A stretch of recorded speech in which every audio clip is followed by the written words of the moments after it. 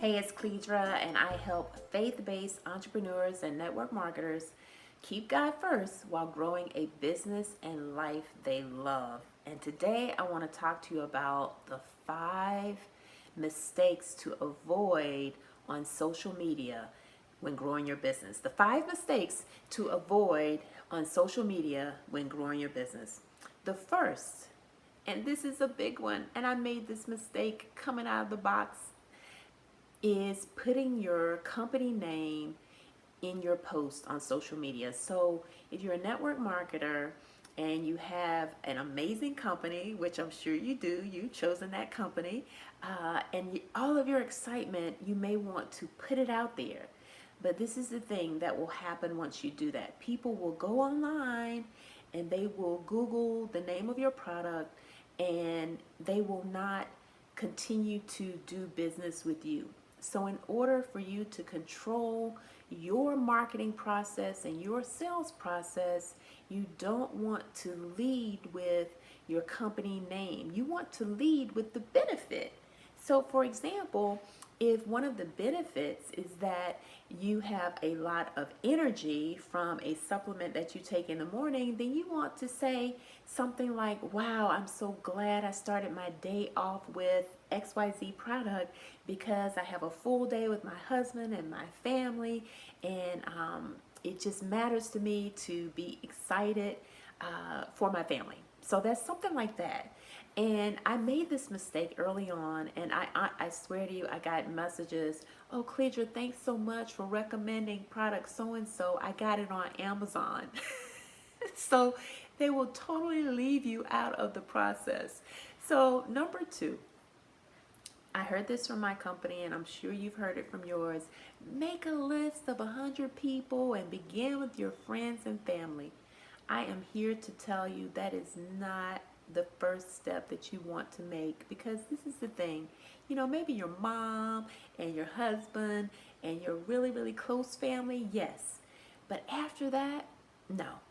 And the reason why, what I have learned the hard way, is that sometimes it can get really awkward as you approach an idea with your friends. In this process and journey of being an entrepreneur, you're going to see that some of your friends need to just stay friends that you go to dinner with, or maybe you guys have a great time talking about the Word of God, but they aren't friends who you can do business with. And there could be a number of reasons. I'm not going to go into the reasons in this video, but just allow them to be who they are. I made the mistake of thinking that once I found this exciting opportunity and all of the things that it was doing for my life and for my husband's life, I wanted to share it with the people we were friends with. But I realized very quickly that they just weren't in a place to receive it. And it's okay, no judgment. So instead of having those awkward moments where they may go ghost on you and not even respond, or they may act like you never talked about it, I want to protect you from those conversations initially and show you a better way. So that's number 2. So number 3 is forgetting you're in business when you go online. What I mean by that is that now that you are an entrepreneur, network marketer, and you're presenting yourself online, you're not just online to talk about your dog or talk about your kids. Those are great posts. Don't get me wrong, those are great posts. However, as a business owner, you need to have a call to action. A call to action, or CTA, basically is directing your audience to the next step. So that's a mistake that I made early on, because I love people and I love giving valuable information, but I also love getting paid, and I'm sure you do too. And this is the thing, you cannot deposit likes on Facebook. So while people were liking a lot of the things that I was posting, when I missed this step that I'm sharing with you, having a strong call to action, then it had a direct effect on my profit.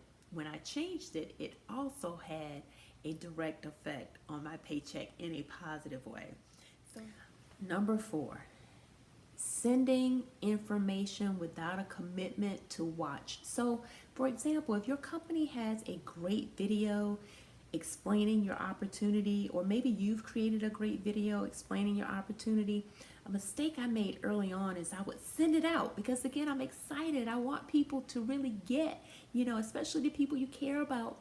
I want them to get what this can do for your life, not only financially, but in terms of what it can do for your time freedom. But then I found myself in this position of chasing. Did you watch the video? When are you going to watch the video? Is tomorrow a good time? And then the inevitable, what I call ghost. No response, as if you said nothing. And then it just becomes awkward. So you want to only share your information, your valuable information, when you have a commitment from the person that they are going to watch it on a specific day at a specific time. And then what you're going to do, so let's say, for example, they say, you know what, I can watch the video on Wednesday at 4 o'clock. You know the video is about 8 minutes. So you say, okay, so at 4:15, I'm going to call you because you would have watched the video by then, right? And you're going to get the head nod or the yes on the phone.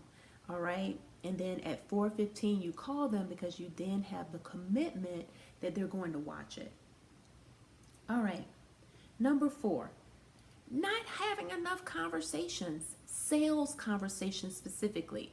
And a sales conversation is defined as an A or B choice, that either they're going to purchase the product or they're not, or they're going to be a partner with you in your business or they're not. A sales conversation isn't a how are you doing conversation. Again, this was a big pitfall for me because I am extremely friendly. If I met you in person, we would have a great conversation. I love people. However, you're a business owner, I'm a business owner. And so it's important that you track your sales conversations so that you can then get what's known as your personal conversion rate to an actual sale. So what I mean by that is you need to know how many people do I typically need to talk to before I get that yes. That's important because you're then going to be able to predict your own revenue. This was mind-blowing when I finally realized how to do this, because I knew then that I could actually control how much income was coming into our home each week because I knew my personal conversion numbers.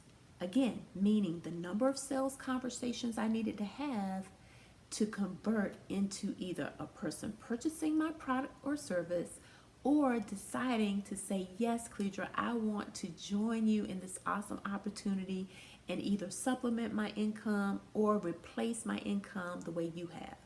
So that's what I mean by a sales conversation.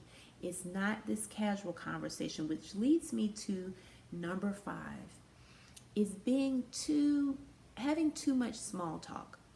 And what I mean by that is after you attract someone on social media, or maybe you're going about your day and this person expresses interest, or they say something that you have a solution to the problem that they have mentioned, you can go straight into it. All right. And so a mistake that I made is I would talk to people about their family and build rapport. There's a fine line between building rapport and small talk that's lasting too long. If this is someone that you really believe with everything in you, in integrity, that what you have can help them because they have expressed a need, then you have every right, in fact, you have an obligation to share that solution with them. And then they have the choice of saying yes or no. So those are the 5 things that you need to know to thrive online. And before I go, I want to invite you to a training that I've done to help you go even deeper with what I've shared here. And I'm going to have the registration for that training is below this video, or somewhere around this video, and you can join me and you'll learn how to go even deeper into these things. Now that you know what to avoid, I want you to know more of what to do each day on social media. And I have a 30-minute strategy that has allowed me to come to social media with a 30-minute plan each day to grow my business and to wake up with high quality leads and get out of this cycle of chasing people or having those awkward conversations with people who really aren't ready to make a change in their life. And that's okay, there's no judgment. So I want you to join me in this webinar. I want to save you some time, some money, and some energy in growing your business from home. Thank you so much for watching. You can count on another video next week where I will give more valuable information to help you as a faith-based entrepreneur or a network marketer. Keep God first while growing a life and business you love. Enjoy the rest of this day. Talk to you soon.